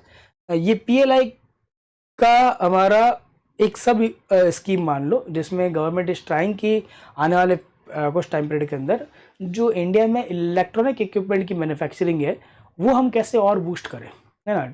Not only revenue, supply chain वगैरह सबको जो है हम कैसे बूस्ट करें, उसके लिए लेकर आए अंडर PLI स्कीम। 2020 में एक स्कीम आई थी जिसका नाम था PLI, वो फुल फॉर्म लिखी हुई प्रोडक्शन लिंक्ड इंसेंटिव, जिसमें एक पर्टिकुलर टारगेट गवर्नमेंट आपको देती है। If you achieve that particular target with in the assign time, तो आपको कुछ फाइनेंशियल असिस्टेंस मिलता है। ओवरऑल जो भी अमाउंट आपको बताया था, लाइक सेल्स का अगर 1000 है तो उसका 4-5% आपको इंसेंटिव मिलेगा। ये लेकर आए थे to boost the domestic manufacturing. ये 14 सेक्टर्स में वर्क करती है, उसमें से एक सेक्टर हमारा इलेक्ट्रॉनिक कंपोनेंट मैन्युफैक्चरिंग भी है। तो उसके लिए ये स्कीम लेकर आए कि इंडिया में हम चाहते हैं कि नॉट ओनली ये सेमीकंडक्टर वगैरह बने, सेमीकंडक्टर तो हम ट्राई कर ही रहे, बाकी जो और कंपोनेंट्स है वो भी यही बने, सो दैट हमारी dependency on other countries reduce हो जाए।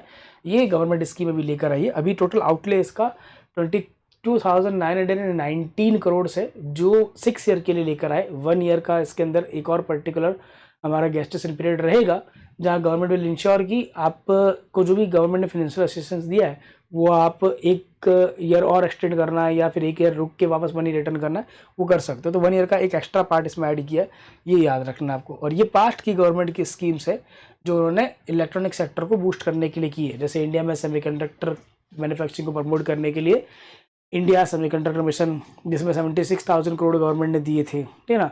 PLI ये मैंने पढ़ ही लिया।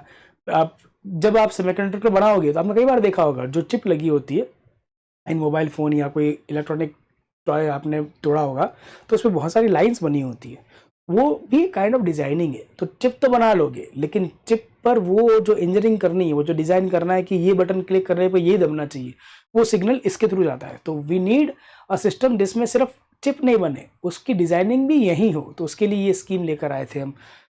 फिर आता है scheme for promotion of electronic component. अभी जो स्कीम है उसी तरह का पर्टिकुलर पार्ट, जिसमें गवर्नमेंट 25% ऑफ ओवरऑल जो भी कॉस्टिंग वगैरह है उसका आपको फाइनेंशियल असिस्टेंस प्रोवाइड करती थी। मनी तो रिटर्न करना ही है, लेकिन आपको प्रोवाइड होता था। फिर गवर्नमेंट जो है कुछ और स्कीम्स भी लाई थी, जिसमें गवर्नमेंट ने कहा कि हम आपको फाइनेंशियल अगर आप चिप मैन्युफैक्चरिंग करते हो तो हम आपको इतना पर्टिकुलर असिस्टेंस देंगे। ये ओवरऑल उसका पार्ट है कि ओवरऑल उसका वैल्यू है। पहले था हमारा 10 बिलियन यूएस डॉलर का, अभी अनाउंस किया 15 बिलियन यूएस डॉलर का, कि अगर कोई यूनिट एस्टेब्लिश करनी है, आपको लैंड चाहिए या आपको कोई चीपर मशीनरी चाहिए या कोई फाइनेंशियल एड चाहिए आपको, तो गवर्नमेंट विल प्रोवाइड दोस्त। तो वो पार्ट हो गए, वो आपको कवर करना है। ये पहले भी थे, आई थिंक सो, पहले जैन में शायद कोई स्टार्टअप इंडिया या कुछ और करके टॉपिक था, उसमें ये सब था। यहाँ भी लिख दिया ताकि आप उसको वापस से एक बार कवर कर लो, कोई पार्ट आपका मिस नहीं हो जाए। चलो अगला टॉपिक आता है world malaria day and world pandemic treaty. ये भी इंपॉर्टेंट है। वर्ल्ड मलेरिया डे कब सेलिब्रेट करते हैं? अप्रैल 25 को करते हैं, ये याद रखना है ना। अप्रैल 25 को वर्ल्ड मलेरिया डे हम सेलिब्रेट करते हैं, थीम लिखी हुई है। और एक चीज़ और हुई थी, अभी एक वर्ल्ड पैंडेमिक ट्रीटी साइन हुई थी, अभी ये मई में और न्यूज़ में आएगी कि मई में मीटिंग होगी हमारी इसकी, तब वो रेटिफाई भी हो जाएगी, यानी कि एप्लीकेबल भी हो जाएगी। तो दोनों को कवर अप करना इज़ इम्पॉर्टेंट। तो मलेरिया होता किस वजह से है? एक पैरासाइट की वजह से होता है जिसका नाम है प्लाज्मोडियम। वो स्कूल में पढ़ा होगा 9th-10th के अंदर, basic particular science. Plasmodium is the cause, लेकिन स्प्रेड कैसे होता है? इन्फेक्टेड मॉस्किटो स्पीसीज जिसका नाम है फीमेल एनाफिलीज, ये नेम याद रखना है। वर्ल्ड में इस पैरासाइट के 5 स्ट्रेन्स मिलते हैं, ये 5 के नेम लिख रखे हैं, जिसमें से मोस्टली जो लोगों में स्प्रेड होता है वो ये होता है वाइवेक्स, लेकिन जो मोस्ट डेडलिस्ट होता है वो फैल्कीपैरम होता है। ये नाम याद रखना है आपको। अब मलेरिया को काउंटर करने के लिए पहले ये जानना जरूरी है कि मलेरिया होता किस वजह से है। कॉज प्लाज्मोडियम पैरासाइट, ये किसने पता लगाया? तो 1880 के अंदर चार्ल्स लुइस एल्फानोस ने पता लगाया, ये नाम याद रखना है। लेकिन ये स्प्रेड इस मॉस्किटो की वजह से, ये किसने पता लगाया? ये रोनाल्ड रोस ने लगाया, ये नाम याद रखना है, इंपॉर्टेंट है, ठीक है। उसके बाद मलेरिया को प्रिवेंट करने के लिए कोई वैक्सीन है क्या? तो 2 है। वर्ल्ड की जो फर्स्ट वैक्सीन है जिसने मलेरिया को प्रिवेंट करने के लिए बनाया हमारा, वो ग्लासगो स्मिथ क्लाइन ने बनाया with the help of bill and Melinda Gates foundation. उसका साइंटिफिक नेम है ये है ब्रांड नेम। ब्रांड नेम ज़्यादा इंपॉर्टेंट है, लेकिन लक खराब रहा तो ये भी पूछ सकता है। और इसके बाद एक और आता है जिसको इंडियन कंपनी मैन्युफैक्चर करेगी, डेवलप तो ऑक्सफोर्ड ने किया है, वो सेकंड मलेरिया वैक्सीन है, इसका नाम है R21 वैक्सीन। ये मार्केट में अवेलेबल है, ये कुछ कंट्रीज में ट्रायल चल रहा है इसके। ये दोनों नेम्स याद रखने अबाउट मलेरिया। नाउ मलेरिया को काउंटर करने के लिए देर आर फ्यू एफर्ट्स, जो ग्लोबल भी है और इंडियन स्पेसिफिक भी है। तो पहले ग्लोबल की बात कर लेते हैं। तो WHO global malaria programme work करता है, जिसका टारगेट है धीरे धीरे नंबर ऑफ जो इंसिडेंसेस और मोर्टेलिटी रेट है ड्यू टू मलेरिया उसको रिड्यूस करेंगे। तो इसमें पहले था 40% बाय 2020, उसको इंक्रीज करते करते 2025 में 75% एंड 2030 के अंदर 90% तक हम लेकर जाएंगे, ये याद रखना है। फिर टेक्निकल स्ट्रेटजीज, जिसमें उस टारगेट को अचीव करने के लिए जो भी हमको टेक्नोलॉजी की रिक्वायरमेंट है, कंट्री स्पेसिफिक वर्क करना है। तो ये पॉइंट मेंशन किया कि आपको 90% अगर रिड्यूस करना है मलेरिया के केसेस को, तो इन दैट पर्टिकुलर केस आप कंट्री ओवरऑल वर्ल्ड में कुछ फ्यू आइडेंटिफाई कंट्रीज है, उन पर पहले फोकस करो, वहाँ एलिमिनेट करो, फिर धीरे धीरे आगे बढ़ना। यानी वो हॉटस्पॉट्स की बात कर रहा है। अगर कुछ ऐसे रीजन है जो मलेरिया हॉटस्पॉट्स है, पहले वहाँ पे आप उसको एलिमिनेट कर लो।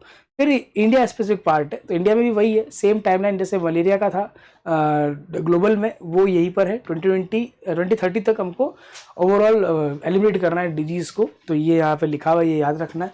फिर मेरा इंडिया, ये फुल फॉर्म लिख रखा है आगे। इसका काम क्या है? रिसर्च करना टू कंट्रोल द मलेरिया। ये रिसर्च प्रोग्राम है इंडिया का, जो ICMR ये नाम लिखा हुआ, Indian council of medical research ने अलग अलग पार्टनर्स के साथ मिलकर स्टार्ट किया है, सो वो भी कोई वैक्सीन वगैरह या कुछ और चीज़ बना सके to counter the malaria and all. ये WHO के बारे में फैक्ट है, ये आपको कवर करना ही है, इंपॉर्टेंट है हमारे लिए। फिर वर्ल्ड पैंडेमिक ट्रीटी क्या है? 2021 में इसका नेगोशिएशन स्टार्ट हुआ था, ये ऑलमोस्ट फाइनलाइज हो गई है। अब ये अप्लाई होने वाली है क्या ये मैं आपको एक्सप्लेन कर देता हूँ। फिर इसके की पॉइंटर्स है, ये मैं लिख दिए, एक्सप्लेन कर दूंगा मैं। इसमें एक्चुअली ये चीज़ मेंशन है हमारा कि जैसे कोविड आया तो world was not prepare for that kind of disease. जब आया तो फाइनेंशियल लॉसेस भी हुए, ह्यूमन लॉसेस भी हुए, और जितनी भी पर्टिकुलर डेवलप कंट्री थी या डेवलपिंग थी या लो इनकम कंट्रीज थी, सबका जो इंटायर सिस्टम था वो हमारा फेल हो गया। तो हाउ वी कैन इंश्योर कि पास्ट में कोई पैंडेमिक लेवल का और चीज़ आया तो हम इतने सारे डेथ्स, इतने फाइनेंशियल लॉसेज नहीं देखे।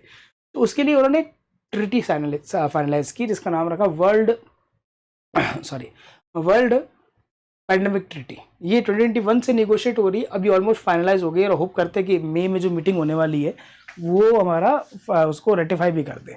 उसमें 2-4 पॉइंटर्स है। देखो, हर कंट्री के पास इतने फंड्स नहीं होते कि वो सेपरेटली रिसर्च कर सके, तो उन्होंने कहा कि बेनिफिट शेयरिंग होगी। मतलब अगर इंडिया रिसर्च कर रहा है और उसको कुछ सिग्निफिकेंट मिलता है तो वो शेयर करेगा विद अदर्स।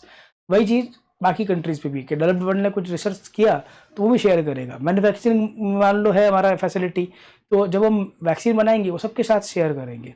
कैपेसिटी बिल्डिंग में रिसर्च मान लो कोलैबोरेटिव रिसर्च करनी है कि हमारे 2-4 साइंटिस्ट, वहाँ के 2-4, कई और कंट्री के 2-4, ऐसे मिलकर हम कोलैबोरेटिव रिसर्च को प्रमोट करेंगे। ऐसे फ्यू पॉइंटर्स मेंशन है जहाँ एक्सेस एंड बेनिफिट शेयरिंग की बात की है। उसके ऑब्जेक्टिव को ध्यान में रख के एक्सेस एंड बेनिफिट शेयरिंग को, वो पैंडेमिक ट्रीटी साइन हुई है जो मतलब फाइनलाइज हो गई, साइन होने बाकी है हमारे, वो आपको कवर करना है। ठीक है, बीमस्टेक का समिट हुआ है, 6th समिट हुआ है। लास्ट हुआ था श्रीलंका के अंदर। अब जो 6th समिट हुआ है हमारा, वो कहाँ हुआ?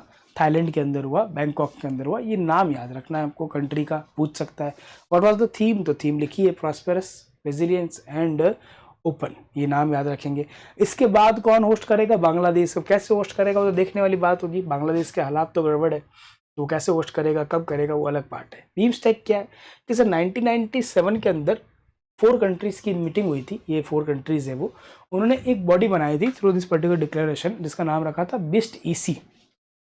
बांग्लादेश, इंडिया, श्रीलंका, थाईलैंड, है ना। ये रीजनल कॉपरेशन के लिए था। फिर धीरे धीरे नए मेंबर्स ऐड हुए और आज की तारीख में ढाका में ये बेस्ड है हमारी कंट्री। ढाका बांग्लादेश में ये बॉडी बेस्ड है। ये रीजनल कॉपरेशन है अमंग दोज पर्टिकुलर कंट्री जो बे बंगाल वाले रीजन के अंदर आती है। नाम है बीमस्टैक। ये फुल फॉर्म लिखा हुआ बीमस्टैक का, है ना, ये याद कर लेना आपको। फिर इसमें क्या क्या डिस्कस किया इन्होंने? तो सबसे पहले डिस्कस किया Bangkok vision 2030। First vision document aimed at setting regional development goals. के सर 2030 तक अगर हमको ट्रेड के कुछ टारगेट अचीव करने हैं, कनेक्टिविटी प्रोजेक्ट्स, इंफ्रा प्रोजेक्ट के थ्रू कनेक्टिविटी को इंप्रूव करना है, हम चाहते हैं कि सारे कंट्रीज जो रीजन इस रीजन में एग्जिस्ट करती है वो आराम से पीसफुली रहे, तो there should be few pointer जो हम सबको फॉलो करने चाहिए। तो ऐसा एक विजन डॉक्यूमेंट बनाया जिसका टारगेट है उनको अचीव करना बाय 2030। उसका नाम रखा है बीमस्टैक बैंकॉक विजन 2030। साथ में रूल ऑफ प्रोसीजर बनाए बीमस्टेक के लिए, ताकि चीज़ें स्ट्रीमलाइन हो जाए, ऑपरेशन से रिलेटेड, बिजनेस से रिलेटेड स्ट्रीमलाइन हो जाए। पता लगा बांग्लादेश से इंडिया कुछ आया तो उसकी अलग रिक्वायरमेंट है, इंडिया से थाईलैंड कुछ गया तो उसकी अलग रिक्वायरमेंट है। अगर उन कंट्रीज़ के बीच में सेम लाइन के ऊपर ऑपरेशनल पॉइंटर्स रहेंगे तो वो आराम से वर्क कर पाएंगे और एफिशिएंसी को इंक्रीज कर पाएंगे। और मैरीटाइम ट्रांसपोर्ट कॉर्पोरेशन के लिए बात की है कि वी विल ट्राई कि जो मैरीटाइम रूट के थ्रू, शिपिंग के थ्रू हमारा ट्रेड होता है उसको और हम प्रमोट करें और उसको इंफ्रा को बेटर करें, so that as soon as possible हम उसको लार्जर स्केल तक ले जाए। फिर इंडिया ने भी कुछ अनाउंस की चीज़ें। इंडिया ने, ये तो वहाँ पे जो होस्ट था उसने अनाउंस किए। अब हम इंडिया स्पेसिफिक प्रोग्राम की बात कर लेते। इंडिया ने क्या कहा? 21 पॉइंट एक्शन प्लान बोले, सारे याद नहीं करने, है ना। इंडिया ने 21 पॉइंट्स बताया कि क्या क्या करना चाहिए, हम थोड़े बहुत पढ़ेंगे। एक तो आपको नाम याद रखना है इस एक्शन प्लान का, है ना। मोदी जी का जो 21 पॉइंट एक्शन प्लान है वो sorry, BIMSTEC centre of excellence for disaster management. ये क्या है? कैसे डिजास्टर मैनेजमेंट तो आता ही है, डिजास्टर तो आएगा तो मैनेज करना इज इंपॉर्टेंट। तो we will ensure collaboration between each other, मतलब बीमस्टेक के जो सारे मेंबर्स है among themselves they will ensure कि हम कोलैबोरेट करें, डिजास्टर मैनेजमेंट की एक्सरसाइजेस करें, कोई रिलीफ एफर्ट्स करें इन केस अगर कुछ हो जाए तो। लाइक रिसेंटली म्यांमार में अर्थक्वेक आया था तो उसको हेल्प कर रहा है एंड ऑल। तो ये तरह की चीज़ों को हम प्रमोट करना चाहिए। फिर बोधि प्रोग्राम अनाउंस किया है, BIMSTEC for organise development of human resource infrastructure. हमको ट्रेन करना है प्रोफेशनल्स को, स्टूडेंट्स को, रिसर्चर्स को, डिप्लोमेट्स को, जो भी एक दूसरे की कंट्री से बिलोंग करते हैं। तो फिर है, इंडिया होस्ट करेगा बीमस्टैक एथलीट मीट इन 2025 और बीमस्टैक गेम्स इन 2027। ये अनाउंस किया है, ये याद रखना इंपॉर्टेंट है। पूछ लेगा बीमस्टैक गेम्स जो है वो कहाँ होंगे, है ना, 2027 में, तो वो इंडिया के अंदर होंगे। फिर ट्रेड एंड इकोनॉमिक कॉपरेशन के रिगार्डिंग ये लिखा है, इंडिया ने कहा एक चैम्बर ऑफ कॉमर्स बनाओ to discuss trade specific thing, अलग से तो वो बनेगा आगे, कि अभी सिर्फ सजेस्ट किया है। स्पेस कोलैबोरेशन की बात की है, जैसे कि बहुत सारे जो सैटेलाइट्स है हम तो लॉन्च करते ही हैं, लेकिन अब जो बीमस्टैक की कंट्रीज है उनके पास खुद के पास अपना स्पेस प्रोग्राम या स्पेस एजेंसी नहीं है, बट अगर मान लो वो कोई छोटे मोटे सैटेलाइट बनाए फॉर द रिसर्च पर्पज तो हम उसको लॉन्च करेंगे। वो हमने आइडिया दिया है कि development of nano satellites for BIMSTEC member, आप नहीं बना सकते हम आपको बना देंगे, हम हमको जो भी पैसा लगेगा वो दे देना। फिर सस्टेनेबल मैरीटाइम ट्रांसपोर्ट हम बनाएंगे कि अलग से एक सेंटर एस्टेब्लिश करना चाहिए इन इंडिया जो प्रमोट करेगा सस्टेनेबल मैरीटाइम ट्रांसपोर्ट को अमंग द मेंबर्स, तो ये याद रखना है आपको। फिर थाईलैंड स्पेसिफिक थिंग्स है, क्योंकि थाईलैंड गए तो इंडिया और थाईलैंड के क्या रिलेशन है वो आपको कवर करने हैं, वहाँ जाके थाईलैंड के साथ क्या बायलैटरल डिस्कशंस हुए वो आपको इसमें कवर कर लेना है, ठीक है ना। चलो फिर अगला टॉपिक है हमारे पास हेरिटेज साइट से रिलेटेड है। नहीं, हेरिटेज साइट नहीं है, UNESCO memory of the world register. ये क्या होता है कि सर वर्ल्ड में कुछ ऐसा हिस्टोरिक लिटरेचर अवेलेबल है, मैन्युस्क्रिप्ट्स अवेलेबल है जो बहुत सिग्निफिकेंट है, मतलब हेरिटेज डॉक्यूमेंट्रीज है, जो पास्ट के किसी रिचुअल को, किसी कल्चर को, किसी बहुत इंपॉर्टेंट इवेंट को हाईलाइट करता है, उसको प्रिजर्व करना इज़ वेरी नेसेसरी, उसको हमको सेव करना ही करना है। तो उस यूनेस्को जो बॉडी है हमारा 1945 में जो बना था हमारा, पेरिस फ्रांस के अंदर जो एग्जिस्ट करता है, उसका एक प्रोग्राम वर्क करता है जिसका नाम है memory of the world program, 1992 में लॉन्च किया था। ये लिस्ट करता है उन सारे डॉक्यूमेंट्स को जो वर्ल्ड के लिए सिग्निफिकेंट है और बहुत इंपॉर्टेंट है। आज की तारीख में उसमें 570 एंट्री है, याद रखना है। ये जो है हमारा 2 ईयर में वंस जो है अप्लाई 2 ईयर में वंस अपडेट होता है हमारा। लास्ट 1997 से इसको अपडेट करते हैं, 2 ईयर में वंस चल रहा है। जिस भी ईयर में अपडेट होता है हर कंट्री अपने 2 सबमिशन कर सकती है मैक्सिमम। मेन एम क्या है, उन सारे मैन्युस्क्रिप्ट्स को प्रोटेक्ट करना। मान लो आपके पास कोई तुलु लैंग्वेज का कोई लिटरेचर होगा और तुलु लैंग्वेज बोलने वाले ही 500,000 लोग ही हैं, तो कितना टाइम प्रिजर्व कर लेंगे, एक बार तो वो लैंग्वेज खत्म हो जाएगी, फिर तो कोई बोल ही नहीं पाएगा जब वो पर्सन की डेथ हो जाएगी। तो यूएस को ट्राई करेगा थ्रू दिस पर्टिकुलर प्रोग्राम कि एक तो उस मैन्युस्क्रिप्ट को, उस लिटरेचर को प्रोटेक्ट करे और लोगों को एज सुन एज पॉसिबल वो लैंग्वेज सिखाए, ताकि वो लैंग्वेज रहे, एलिमिनेट नहीं हो जाए वर्ल्ड से।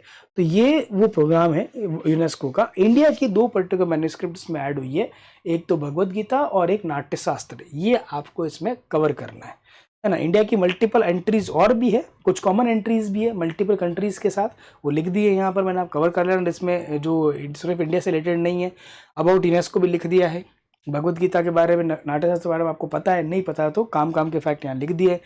फिर यूनेस्को का वर्ल्ड हेरिटेज साइट प्रोग्राम भी पढ़ना है, क्योंकि यूनेस्को पढ़ रहा है तो यूनेस्को का वर्ल्ड हेरिटेज साइट भी पढ़ना है। जैसे ये मैन्युस्क्रिप्ट है वैसे ही एग्जैक्टली एग्जिस्ट करता है मॉन्यूमेंट्स, है ना। वो मॉन्यूमेंट जो हिस्टोरिकली इंपॉर्टेंट है बहुत ज़्यादा ग्लोबल लेवल के ऊपर, उसको भी प्रोटेक्ट करना जरूरी है। तो ये हमारा क्या करता है, एक लिस्ट प्रिपेयर करता है जिसको वर्ल्ड हेरिटेज साइट लिस्ट कहते हैं।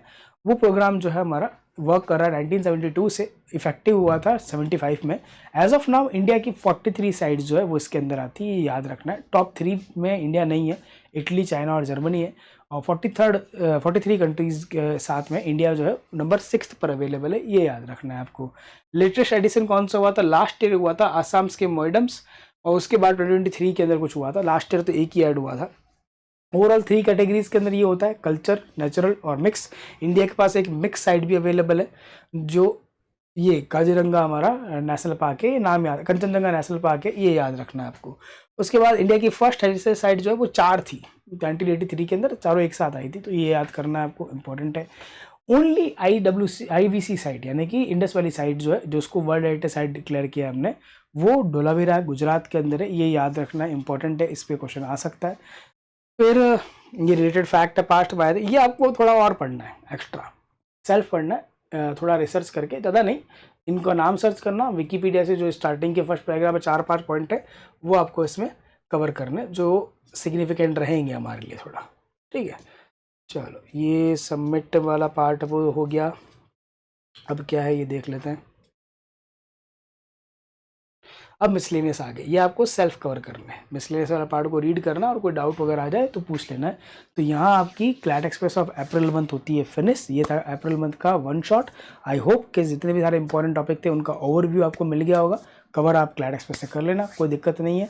वंस अगेन जो भी टॉपिक आप रिवाइज करो कवर करो उसको रिवाइज प्रॉपरली करते रहना with the revision thrice in a week, जो हमने स्ट्रैटेजी डिस्कस की है, ताकि लॉन्गर टर्म तक चीज़ें याद रहे। तो मिलेंगे नेक्स्ट क्लास में नेक्स्ट वन शॉट में। Till then have a nice day. Ram Ram, दुआ सलाम, जय हिंद, जय भारत।